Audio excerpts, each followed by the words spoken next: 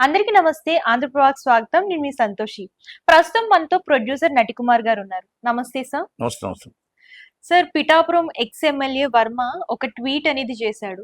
పవన్ కళ్యాణ్‌కి అంత సీన్ లేదు, నా వల్లే గెలిచాడని చెప్పేసి. అది అక్కడ కట్ చేస్తే ఆ ట్వీట్ బాగా వైరల్ అయిన తర్వాత ఇప్పుడు బయటకొచ్చి అంటున్నాడు, ఇది నా తప్పిదం కాదు, మా టీం తప్పిదము.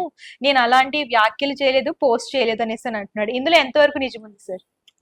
పోస్ట్ చేయలేదనేది అబద్ధం ఉండొచ్చు. హ్మ్. ఆయన ఆయన మనసులో మాట బయట పెట్టాడు. హ్మ్. ఎందుకు పెట్టాడు అంటే ఆయన ఎమ్మెల్యే అయిన తర్వాత హ్మ్. ఆయన్ని పక్కన పెట్టడం కానీ, హ్మ్. జనసేన టీము యాక్టివ్ అవ్వడం కానీ, హ్మ్. మరి పాపము టీడీపీగా ఆయన కష్టపడి హ్మ్. గెలిపించడం దాంట్లో కీలక పాత్ర పోషించాడు. హ్మ్. అవునన్నా కాదన్నా, ఎవ్వరు అవునన్నా కాదన్నా వర్మ గారు కీలక పాత్ర పోషించాడు. ఇది హ్మ్. వాస్తవం. హ్మ్. టీడీపీ కీలక పాత్ర పోషించింది. హ్మ్. టీడీపీ లేకపోతే జనసేన లేదు, జనసేన లేకపోతే టీడీపీ లేదు. హ్మ్. ఈ రెండిట్లకి ఈ రెండు బీజేపీ లేకపోతే ఈ రెండు లేవు. హ్మ్. మనం అర్థం ఓకే. చేసుకోవాలి. హ్మ్. జగన్మోహన్ రెడ్డి నాకు ఈ గవర్నమెంట్ వద్దు, హ్మ్. ఈ 5 సంవత్సరాలు చేసిందే నేను చాలా దండుగా, హ్మ్. నాకు ఇంక నన్ను ప్రతిపక్షంలో కూర్చోబెట్టండి అని ప్రత్యక్షంగా ఆయన పరోక్షంగా ప్రత్యక్షంగా ఆయన వాళ్ళకి ఇచ్చాడు. హ్మ్. అంతే తప్ప హ్మ్. జగన్మోహన్ రెడ్డి మీద యాంటీగా ఓటేయలేదు జనాలు. హ్మ్. ఓకే. అది అంటే వీళ్ళు ముగ్గురు కలయిక. జగన్మోహన్ రెడ్డి గారు ఆయన ఆలోచనలు, ఆయన అరెస్ట్ చేయడం, దత్తపుత్రుడు ఒకటవ్వడం, హ్మ్. బీజేపీ వీళ్ళతో పాటు ఒకటవ్వడం, హ్మ్. ఇవన్నీ కలిసి వచ్చి ఆయన ఓటమి చెందాడు. హ్మ్. నెంబర్ 1. ఇంకో మాట ఏమంటానంటే వర్మ గారి బాధ ఉండదు. హ్మ్. అలా కార్యకర్తలకి బాధ ఉంటుంది. హ్మ్. ఎందుకంటే ఇది డిఫరెన్సెస్ డిష్ మొత్తం ఏమంటారు అది 175 నియోజకవర్గాల్లో డిఫరెన్సెస్ ఉన్నాయి. హ్మ్. ఇప్పుడు మన నిర్మల్లో హ్మ్. జనసేన నించున్నారు ఆమె. హ్మ్. అక్కడ టీడీపీకి జనసేనకి గొడవలు నడుస్తున్నాయి. మాకు పదవులు ఇవ్వట్లేదు, లేకపోతే మమ్మల్ని పట్టించుకోవట్లేదని. హ్మ్. శ్రీకాకుళంలో అచ్చెన్నాయుడు గారి దగ్గర కూడా గొడవలు నడుస్తున్నాయి, జనసేనని పట్టించుకోవట్లేదని. హ్మ్. కొన్ని నియోజకవర్గాల్లో జనసేన ఇప్పుడు విశాఖ 1లో వంశీకృష్ణ శ్రీనివాస్ టీడీపీ వాళ్ళని పట్టించుకోవట్లేదు. హ్మ్. అసలు టీడీపీ వాళ్ళకి ఏ పదవులో దగ్గరికి రానివ్వట్లేదు హ్మ్. అనేది ఉంది. ఇది కామన్‌గా వస్తది. హ్మ్. ఇది మళ్ళా బీజేపీ వాళ్ళు అది డిఫరెన్సెస్‌ని కూర్చోబెట్టి సెట్ చేయవలసిన బాధ్యత ఉంటుంది. హ్మ్. ఇది చంద్రబాబు నాయుడు గారు పట్టించుకోవట్లే. హ్మ్. ఇది లోకేష్ గారు పట్టించుకోవట్లే. హ్మ్. అటు పవన్ కళ్యాణ్ గారు పట్టించుకోవట్లే. హ్మ్. నాగబాబు గారు పట్టించుకోవట్లే. హ్మ్. నాదెండ్ల మనోహర్ గారు పట్టించుకోవట్లే. ఇది సరే. వాస్తవం. ఓకే. ఒప్పుకోక తప్పదు. హ్మ్.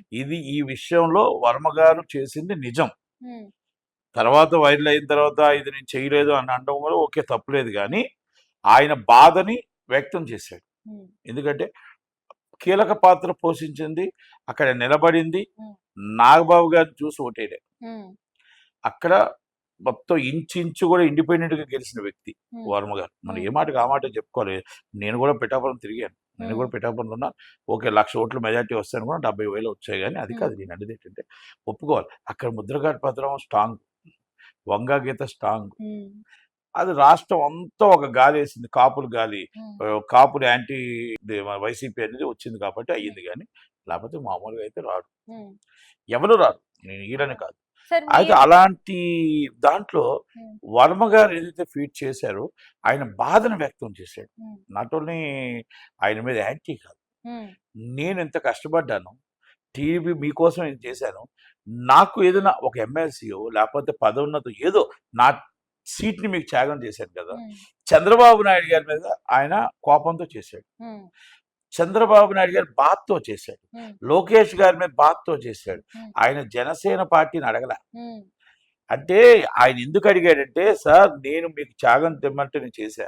మీరు కష్టపడమంటే కష్టపడ్డా. నేను గెలిపించమంటే అహోరాత్రుల్లో నేను ఒక సామాన్య కార్యకర్తగా ఆయన వెనకాల కష్టపడి చేశాను కదా! హ్మ్. నాకు నా కార్యకర్తలకి ఏంటిది న్యాయమా? అన్యాయమా? అని హ్మ్. అడగటానికి ధైర్యం సరిపోక హ్మ్. ఇండైరెక్ట్‌గా ఇలాగ అడిగాడు. హ్మ్. కానీ ఆయన న్యాయం చేయాలి. హ్మ్. చేయాల్సిన బాధ్యత హ్మ్. లోకేష్ గారి మీద ఉంది. హ్మ్. చేయాల్సిన బాధ్యత చంద్రబాబు గారి మీద ఉంది. హ్మ్. చెప్పాల్సిన బాధ్యత పవన్ కళ్యాణ్ గారి మీద ఉంది. హ్మ్. ఓకే. దీంట్లో మనం ఆయన్ని తప్పు పట్టడానికి ఏ కోసానా లేదు. హ్మ్. ఓకే, ఆయన వల్ల గెలిచాడా లేదా? ఓడాడా? ఇది తప్పు. ఇప్పుడు హ్మ్. మాట్లాడే సందర్భం కాదు. హ్మ్. ఆ రోజు ఆయన్ని మీరు గెలరు అనుకున్నప్పుడు, ఆయన వల్ల గెలలేదు అనుకున్నప్పుడు మీరు ఆయన పక్కన పెట్టివలసింది. జనసేన మొత్తం టోటల్‌గా పిఠాపురంలో పొత్తొద్దనుకోవాలి. అంతే కదా. ఆయన్ని మీరు తిట్టకూడదు, మిమ్మల్ని ఆయన తిట్టకూడదు. ఒక కూటమిలో పొత్తు ధర్మం పాటించాడు ఆయన. ఉమ్, పొత్తు ధర్మంలో ఆయన కూడా మిమ్మల్ని రికమెండ్ చేయమంటున్నాడు. ఉమ్, అంటే ఇండైరెక్ట్గా నన్ను కూడా నా కార్యకర్తలకి సమానంగా చూడండి అన్న ఒక బాధని ఆయన చెప్తున్నాడు. ఉమ్, అది పవన్ కళ్యాణ్ గారి మీద ఫీట్ చేస్తే ఆ ఫీట్ చంద్రబాబు నాయుడు గారి దగ్గరికి వెళ్తుంది, లోకేష్ గారి దగ్గరికి వెళ్తుంది. అయ్యో మనం వర్మ గారిని మర్చిపోయామా అనేది జ్ఞాపకం లేదు కాబట్టి అది మర్చిపోయామా అనేది ఒక ఫీలింగ్ వస్తుందండి. ఉమ్, ఆయన బాధ తప్ప పవన్ కళ్యాణ్ గారి మీద కోపము, జనసేన మీద గారి కోపము ఎప్పుడూ లేదు. పవన్ కళ్యాణ్ గారు అంటే అభిమానం ఉంది, పవన్ కళ్యాణ్ గారు అంటే ప్రేమ ఉంది, పవన్ కళ్యాణ్ గారు అంటే ప్రాణం పెడతాడు. ఈ నో డిస్ప్యూట్స్, ఇక్కడ డిస్ప్యూట్స్ లేవు. ఆ బాధను మనం అర్థం చేసుకోవాలి. అంతే తప్ప మనం వాళ్ళు మీరంతా తప్పది. ఏ విషయంలో వర్మ గారిని మనం జనసేన కార్యకర్తలు కూడా ప్రతి ఒక్కరు అర్థం చేసుకోవాలి. ఆ రోజు మనతో ఎలా కష్టపడ్డాడు. ఉమ్, టీడీపీ కార్యకర్తలు వాళ్ళ కార్యకర్తల కోసం ఆయన అడిగే బాధ్యత ఆయనకు ఉంటుంది. నాయకుడు కదా. ఆ నాయకుడు అడుగుతున్నప్పుడు వాళ్ళ నాయకులు ఆయన మర్చిపోయారు అన్న దాని మీద ఆయన కొంచెం జ్ఞాపకం చేసాడే తప్ప ఎవరిని అసభ్యకరంగా మాట్లాడలేదు. కనుక ఆయనకి పదవి ఇవ్వాల్సిన బాధ్యత ఉంది, ఆయనకు ఉన్నత స్థితిలో పెట్టాల్సిన బాధ్యత ఉంది. కనుక రికమెండెడ్ బై పవన్ కళ్యాణ్ గారు చెయ్యాలి. కనుక లోకేష్ గారిని వాళ్ళు కూడా చూసి పెద్ద మనసుతో ఆయనకి మంచి వాళ్ళ కార్యకర్తల వాళ్ళకి పొజిషన్ ఇవ్వాలి. కూటమి కలిసి ఉంటే కూటమి, ఉమ్, విడిపోతే కూటమి ఉండదు. కలిసి ఉండాలి. ఆ కలిసి ఉండే పరిస్థితి రావాలి అంటే ఈ డిస్ప్యూట్స్ రాకూడదు. ఇది ఒక్క 175 నియోజకవర్గాల్లో ఈ డిస్ప్యూట్స్ ఉన్నాయి.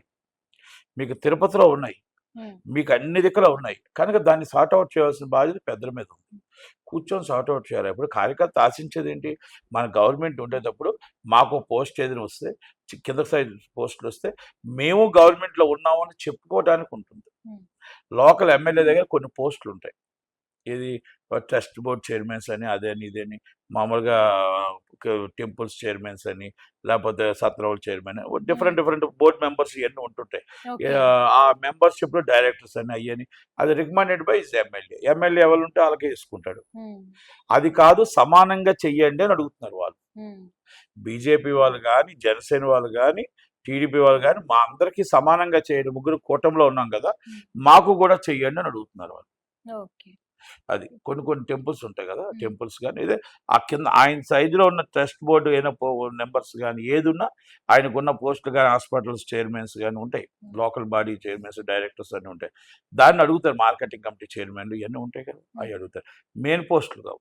ఉమ్, మెయిన్ పోస్టులు డిసైడెడ్ సీఎం, లోకల్ ఎమ్మెల్యేకి ఉండే పోస్టులు ఉంటాయి కదా, వాళ్ళు అడుగుతారు. అది దాంట్లో మనం ఇక్కడ వర్మ గారిని అర్థం చేసుకోవాల్సిన ఫైనల్ మళ్ళా చెప్తున్నాను, మీరు అన్యగా భావించొద్దు, మీరు గొడవలు ఆడుకోవద్దు. ఇక్కడ ఆయన ఎవరిని ఏం అనలేదు, ఆయన బాధను వ్యక్తపరిచాడు.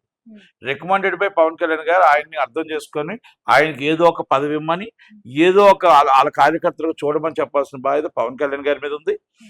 అలాగే చంద్రబాబు నాయుడు గారు, అలాగే మన లోకేష్ గారి మీద కూడా ఉందని మనం ఎప్పటికీ టీడీపీకి విధేయుడిగా, టీడీపీకి నమ్మే బంటుగా, టీడీపీకి పవన్ కళ్యాణ్ గారికి నమ్మిన బంటుగా పక్కాగా కష్టపడిన వ్యక్తి ఎలా ఉన్నారంటే ఆయన వర్మ గారు.